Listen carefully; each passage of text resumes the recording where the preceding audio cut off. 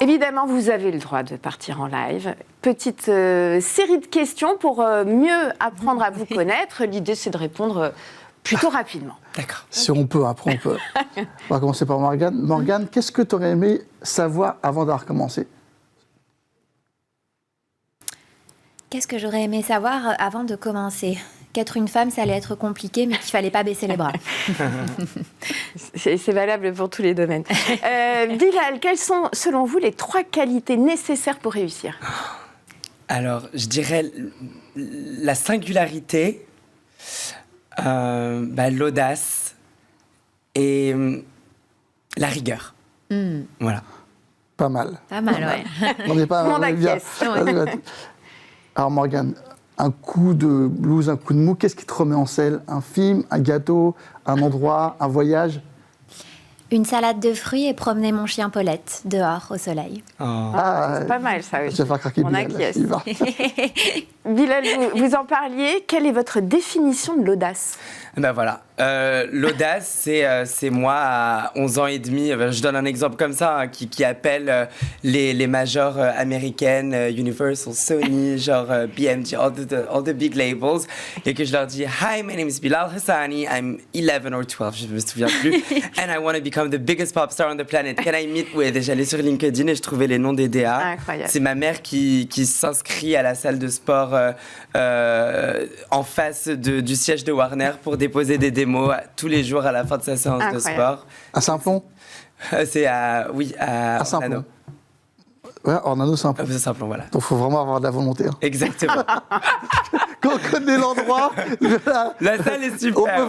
On peut vraiment lui tirer le chapeau. Hein. Parce qu'entre les toxicoports de Clignancourt et le table, mais bravo. Voilà, c'était assez intense. Elle le faisait tous les jours, Ah bon, c'est beaucoup de choses comme ça, l'audace. C'est dire qu'on va faire quelque chose et tous les gens autour de nous font « Oh, t'es sûr? Oh là là, t'es sûr de vouloir faire ça ?» Et de le faire quand même. Boum. Morgane, s'il n'y avait pas eu Amour solitaire, est-ce que tu aurais été autrice? Est-ce que tu aurais fait un autre métier? C'est quoi t'aurais fait quoi? C'est quoi ton autre rêve? Notre rêve?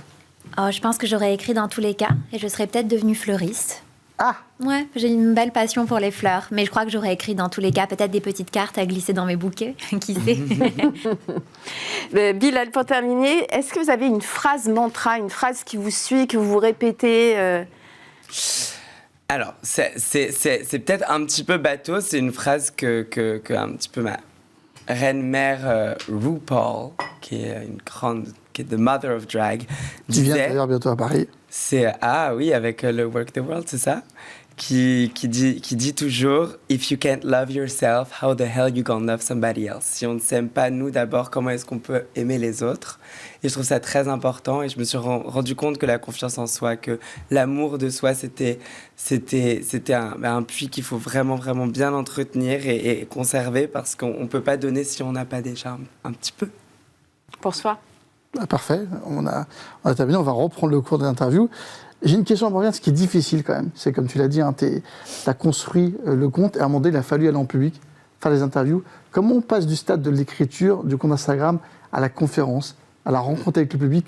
Comment on va à la rencontre de cette communauté et qu'on transforme cette passion qu'il y a autour du compte? Alors, je crois que la vraie question, c'est comment on incarne un compte. Parce qu'à la base, Amour solitaire, c'était totalement anonyme. À la base, je publiais que mes messages d'amour dessus, sans imaginer une seule seconde que des inconnus voudraient me confier les trésors de leur intimité pour qu'ils soient lisibles par des centaines de milliers de personnes. Donc, je publiais uniquement mes messages et bien sûr, j'étais sous couvert d'anonymat parce que c'était trop intime.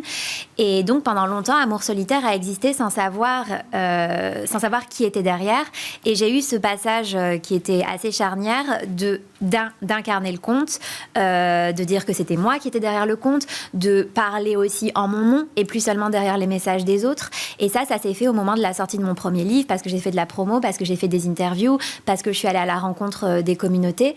Et je crois que c'est quelque chose qui me faisait peur, mais aujourd'hui, dont je suis très contente et je pourrais pas faire sans, parce que je crois que c'est le cœur d'Amour solitaire, en fait, que d'être proche des gens et de pouvoir parler avec ces gens et de pas être juste une incarnation très froide et très distante. Amour solitaire ne serait pas ce qu'est Amour solitaire s'il y avait pas ma sensibilité et tout ce qui me bouleverse, et je crois que c'est important de l'incarner aujourd'hui et de pouvoir simplement, en fait, transmettre ce que j'ai envie de transmettre par mes mots, parce qu'il y a aussi ça qui est un enjeu aujourd'hui pour moi, c'est de plus seulement transmettre les mots des autres, mais de m'emparer des miens.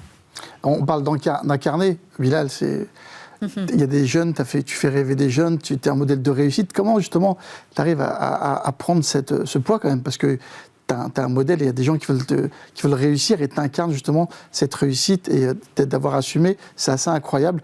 Et tous les jours, comment tu vois? Tu veux continuer, tu veux t'ancrer dedans, il y a autre chose que tu veux mettre en place?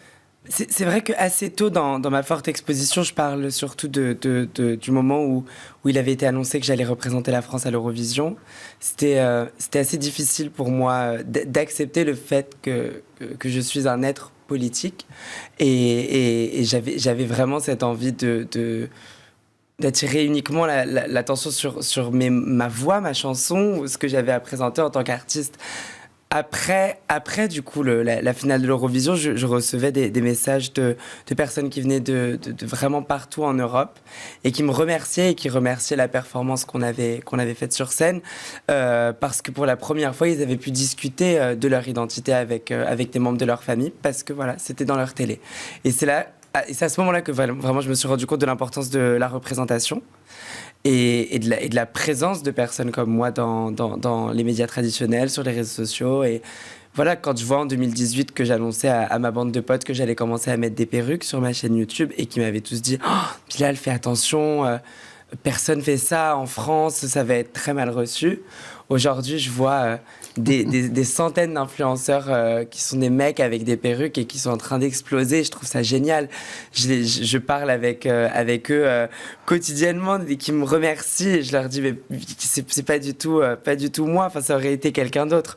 Mais ça me fait du bien de constater que à ma petite échelle, j'arrive quand même un petit peu à faire avancer les choses peut-être dans le bon sens. Outre le constat, c'est quand même une volonté aussi. Vous Initialement, avez pas initialement, mais aujourd'hui. Maintenant alors, que vous avez pris conscience de tout bien ça. Bien sûr. Maintenant que j'ai pris conscience de tout ça, je défends mon identité et j'ai vraiment, cette envie d'aider à travers déjà mes textes, à travers ce que je raconte dans mes chansons, à travers la manière dont je vais me présenter sur scène et voilà, j'essaye de aussi donner la parole le plus possible à des personnes à qui on ne la donne pas assez, quand c'est pour des interventions scéniques ou que c'est à la télévision, dans l'équipe, les personnes que j'embauche aussi. Voilà, oui, ça fait partie entière de ma vie. Et j'espère en tout cas qu'au bout d'un moment, ce sera même plus une nécessité, que ce sera juste, voilà. Oui, vous avez en commun de revendiquer la tolérance, l'amour par le biais de vos arts respectifs. Moi, je voulais revenir sur la notion d'engagement et de communauté. Tous les deux, vous avez des énormes communautés. Je voulais savoir qui ils sont. Est-ce que vous savez qui ils sont ? Est-ce qu'il y a une typologie et est-ce que c'est pas aussi une forme de tyrannie de vouloir faire plaisir à sa communauté puisqu'elle est très importante pour sa propre carrière? Est-ce qu'il faut s'en affranchir? Enfin, quel est le rapport avec sa propre communauté? Je vais commencer. Bien sûr, vas-y. Mais moi, je pense qu'il n'y a aucune tyrannie. Je pense que le fan déjà représente très bien la personne dont il est fan. Donc oui, si tu es un tyran, tu auras des fans tyrans. Moi, je communique avec eux depuis le tout début. J'ai toujours aimé garder cette notion de proximité. Voilà, la pop star, on a envie de la voir un peu icône et on a envie de la voir un peu lointaine et beaucoup de personnes disent bon ben voilà, je vais me cacher, être beaucoup plus mystérieux et ce sera beaucoup plus stylé. Et moi je leur dis on peut être iconique, on peut rester une figure et être proche de ses fans. Moi je parle avec eux tous les jours, c'est pas difficile. C'est une relation que j'entretiens comme si j'avais une grande famille. Et pour ce qui est un petit peu de qui se retrouve dans ce que j'appelle les Habibis, il y a vraiment de tout. C'est ça qui est assez fou. Et je l'ai constaté surtout lors de toute tranche d'âge, tout milieu. Je m'en suis vraiment rendu compte sur Kingdom Tour, qui était ma toute première tournée, quand je voyais des femmes de 60, 65 ans qui venaient seules assister au concert et des très jeunes et voilà, il y a des personnes qui se reconnaissent dans mes textes parce qu'ils se retrouvent dans leur identité avec la mienne, mais il y en a aussi qui se réapproprient les paroles et qui se mettent un petit peu les mots et les accrochent à leurs histoires et voilà, je mentionne toujours Mireille, qui est une de mes plus grandes fans, qui est une femme âgée, voilà, qui vit un petit peu à contre-courant parce qu'elle se sent hyper jeune dans sa tête et qu'elle a envie de s'éclater, et qu'elle trouve qu'elle le mérite, et c'est totalement normal. On vit dans un monde où il y a beaucoup de ageisme et on laisse pas trop les gens faire ce qu'ils veulent selon leur tranche d'âge. Et voilà, c'est beaucoup retrouvé dans les textes de chansons. Elle vient au concert, elle danse, et c'est ça qui fait plaisir. Moi, je pense que tous les marginaux, tous ceux qui sont un peu perdus, tous ceux qui se sentent un peu seuls, ils se retrouvent bien dans Bilal Hassani. Qui est votre communauté? Est-ce que... Alors, très largement féminin. Parce que malheureusement, on a beaucoup socialisé les garçons en leur disant que l'amour n'était pas une priorité et qu'au-delà de ça, leur intériorité n'était pas une priorité et qu'il fallait plutôt être dans l'action que dans le sentiment. Donc majoritairement féminin, même si de plus en plus, j'ai une jante masculine qui vient lire Amour solitaire. Et concernant les âges, c'est vraiment de tout âge. Et ça, c'est merveilleux, mais parce que l'amour est universel et traverse les âges et les siècles sans prendre une ride. Et concernant le rapport à la communauté, ça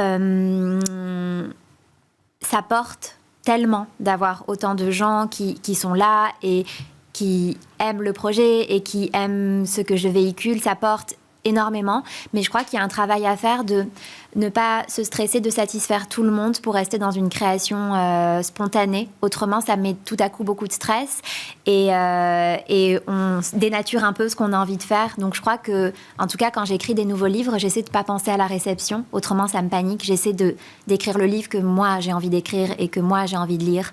Et se pose après la question de la réception. Mais je crois que c'est important dans la création de garder ça et qu'il ne faut pas être dans une quête de satisfaire tout le monde, surtout quand les communautés sont si grandes.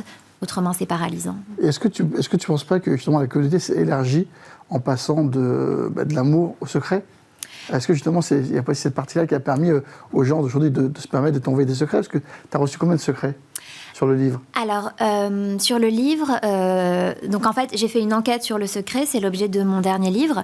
Et en fait, comme j'avais commencé à faire un appel au message au tout début d'Amour solitaire, là, j'ai fait un appel au secret qui a été pris très très au sérieux parce que j'ai reçu des milliers et des milliers de secrets avec des charges émotionnelles très différentes les unes des autres.